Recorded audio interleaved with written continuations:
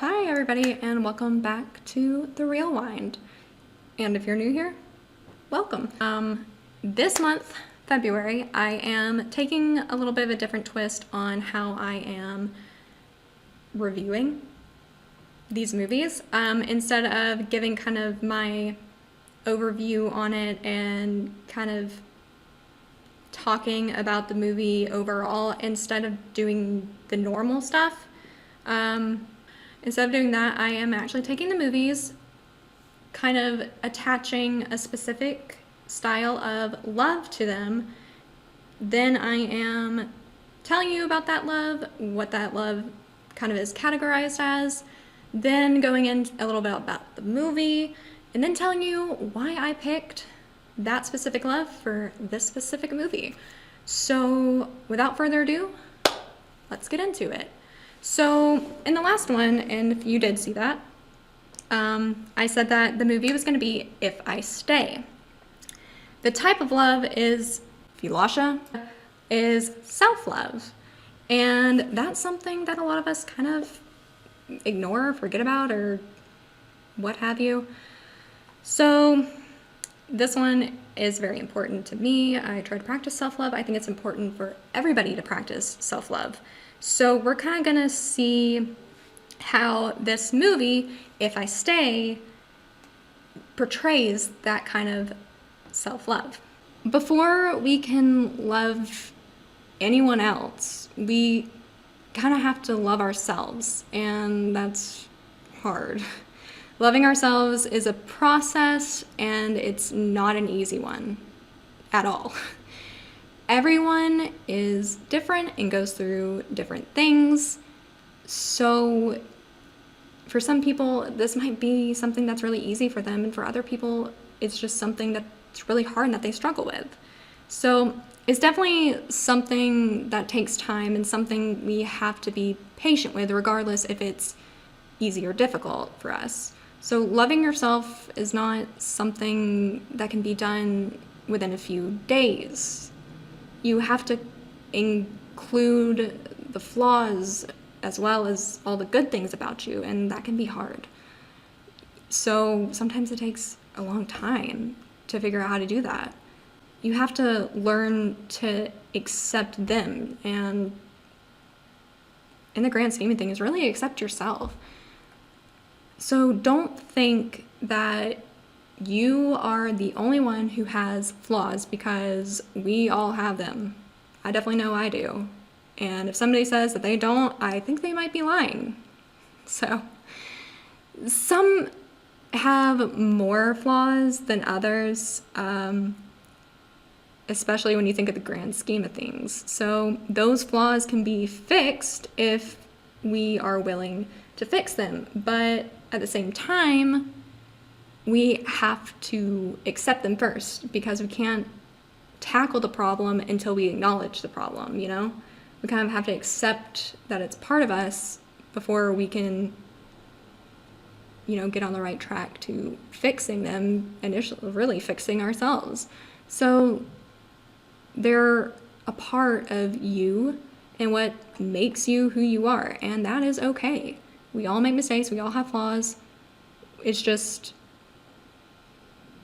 kind of accepting those parts of ourselves that we kind of tuck away in the darkness, or that we don't particularly like to look at or talk about or whatever. But it's important that we acknowledge those things so we can love ourselves at the end of the day. So with that little explanation of self-love, let's move on to how this is expressed in the movie If I Stay. So Mia Hall, who is our main character, is a very talented young cellist and the typical teen girl in love. Yeah, very Valentine's Day related, am I right? So she thought that the most difficult decision she would ever have to make would be whether to pursue her musical dreams at the prestigious Juilliard, or follow her heart to be with the love of her life Adam, a rock singer slash guitarist. Because, you know, we all meet the love of our lives when we're young teenagers. I'm not saying it's not possible, but if those are the two biggest decisions that you have to make, you got it pretty good. Either going to a very prestigious school and pursuing your dreams or pursuing your love life. Still hard decisions, but, I mean, don't get me wrong. But just a very movie plot hard decision. Anyways, I'm getting off track. So, yeah, she thought that those were her hard decisions. However, plot twist. A car wreck changes everything in just like, you know, an instant, just like they can. And now Mia's life actually is hanging in the balance. She's suspended between life and death. And she now faces a choice that will decide her future. Mia is given a choice to either live or die. That is her choice. If she lives, a great music career and wonderful grandparents will be there to embrace her. But, there's always a but, if she dies, she gets to be with her parents and her younger brother. This brings up a lot of questions. A lot of questions like, what makes life worth living? Is it our relationships that we forged? The materialistic things in life? The pursuit of goals and dreams? What is it that makes life beautiful and ultimately worth living? And that is an extremely profound and difficult thought to analyze. We're all going to have our own different opinions because we're all different people. But it does raise a lot of questions. Like, if you were given that instant, like, what would you choose? Like, how would you answer that question? So this circumstance is definitely not something we can all relate to, at least finding ourselves hanging in the balance of life and death. So yeah, and it's not something that we can relate to, but that's if we're only looking at the surface. The underlying meaning is something we have probably all faced at one point or another. We all have flaws and differentiating circumstances. Sometimes the things we center our lives around change, and we have to make hard decisions. Though we see ourselves, our situation, as flawed and unfair, we still have to make a choice. And Mia is faced with this choice of choosing her dreams, passion, and future all at once. Like, does she do that, or does she not? Like, does she have anything else to live for? Are those things worth living for, or are they not? So she's basically being asked to choose herself, or simply give all of that up, give up everything that she has created her identity around, to give up herself. Ooh, that's a lot.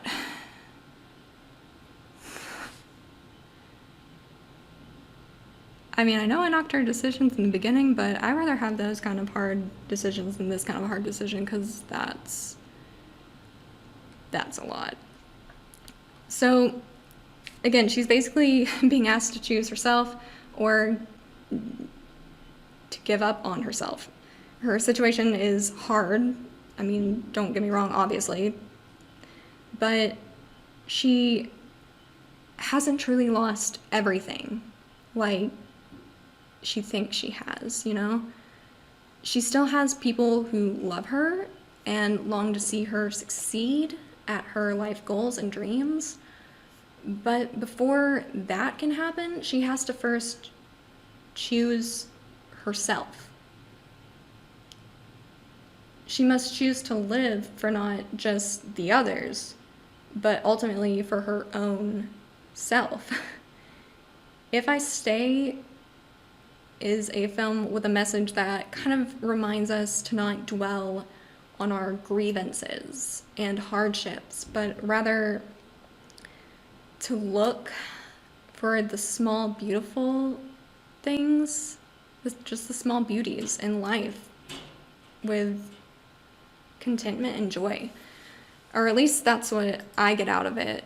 And sometimes having flaws,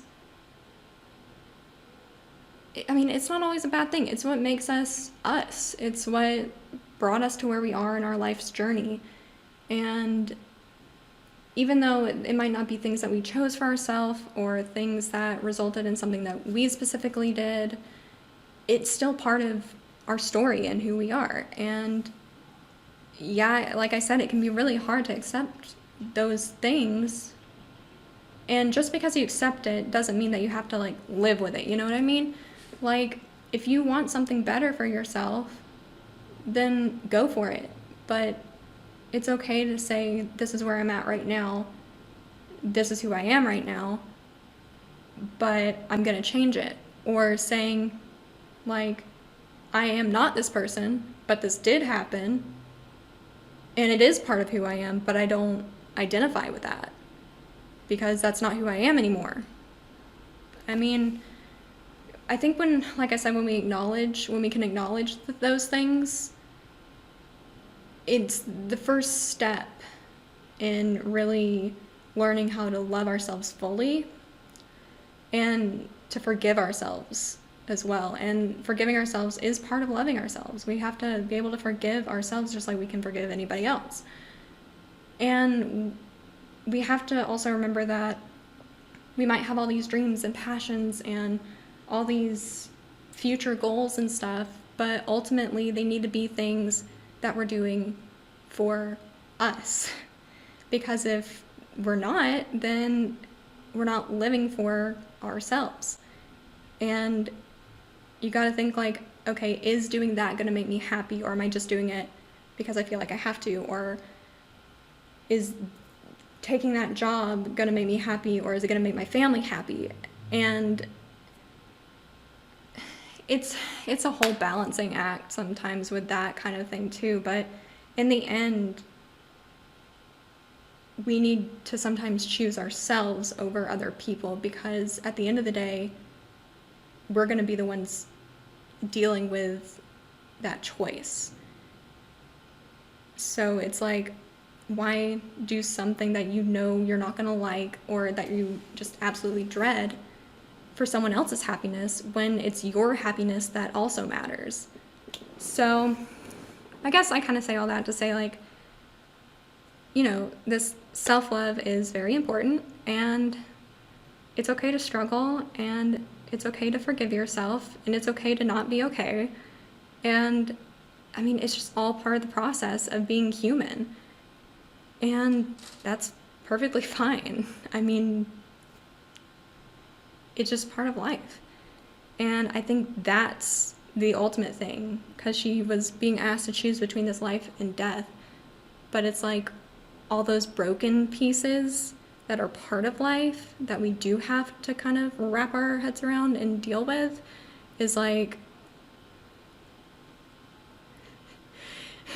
is part of the beautiful parts of life too. Because even though those negatives are there, they can lead to positives and lead to very beautiful things.